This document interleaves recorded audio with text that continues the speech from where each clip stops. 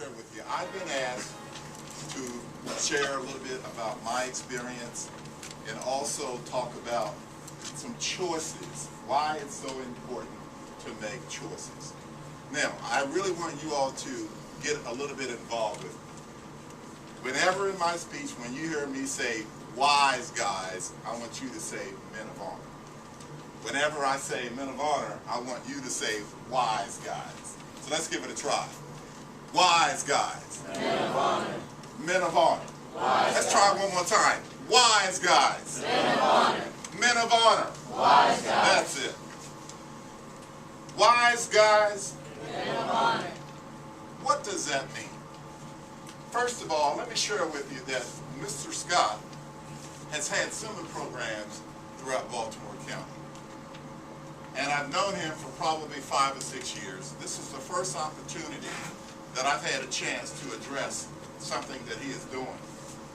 But I did some research over the last couple of days, and I was amazed in terms of the accomplishments.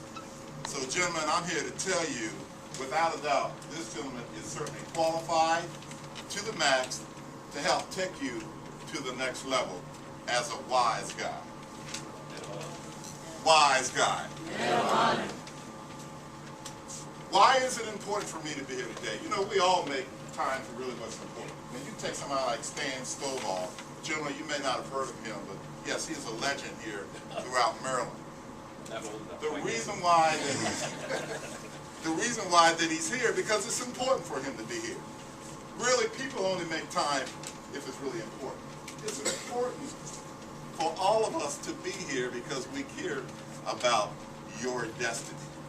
And I want to share with you a little bit in terms of how and why it is so important to stay on track throughout this program, because one choice, not just two's bad enough, but even one choice that you make to take a detour could have you in another direction.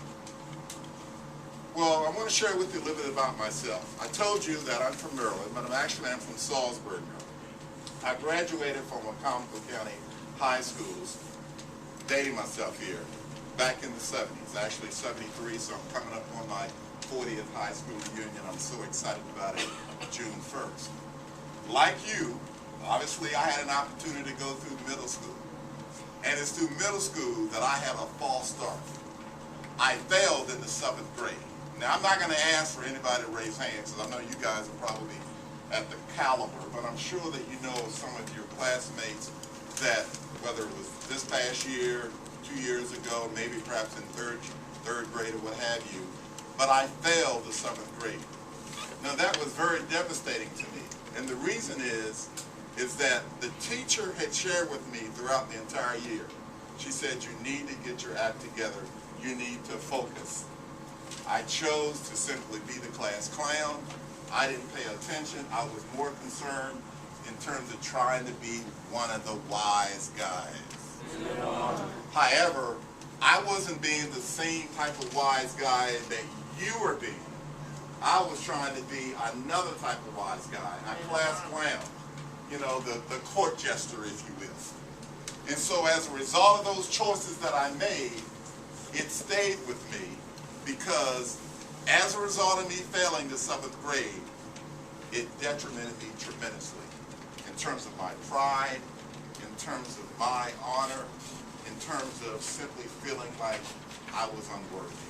And so I tried to compensate for that many a times. And throughout that, moving on quickly, after the 7th grade, went into high school. Basically, guys, I was just basically a D-minus student. I got into college basically through an academic, I was on probation, because I put more emphasis in terms of trying to appease my classmates instead of trying to get into the books. At 58 years old, I'm here to tell you, education is so important. Many of us have a tendency to laugh at people that what we call maybe dweebs, or people that are very smart, geeks or whatever. It was the same way when I was in school. We would simply, snicker at them. But I'm telling you, a lot of those dweebs and a lot of those geeks are getting paid today. okay, because they focus in terms of not only trying to be a man of honor, but they also wanted to focus primarily on education. Education would allow for you to be able to have choices in terms of where you stay, where you live, in terms of even where perhaps maybe you're going to college if you do not have some financial assistance.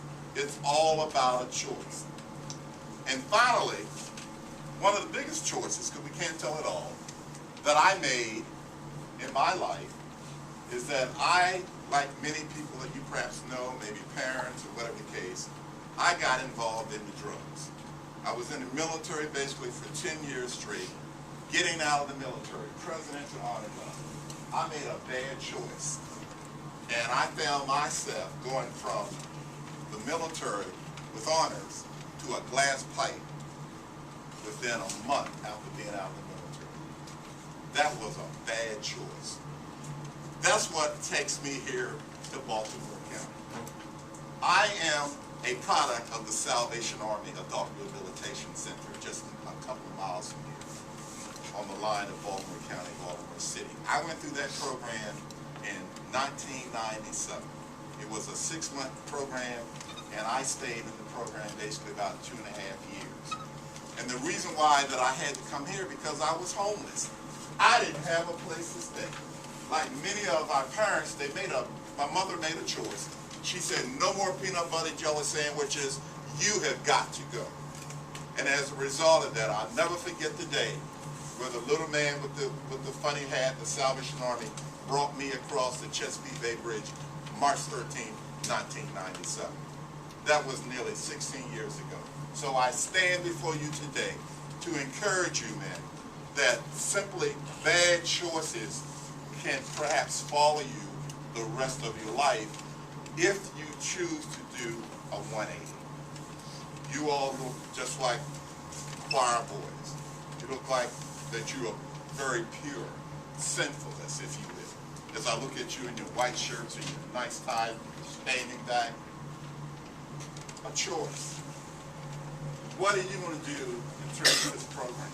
Are you going to go to the left? Or are you going to go to the right? Or are you going to stand firm in the center?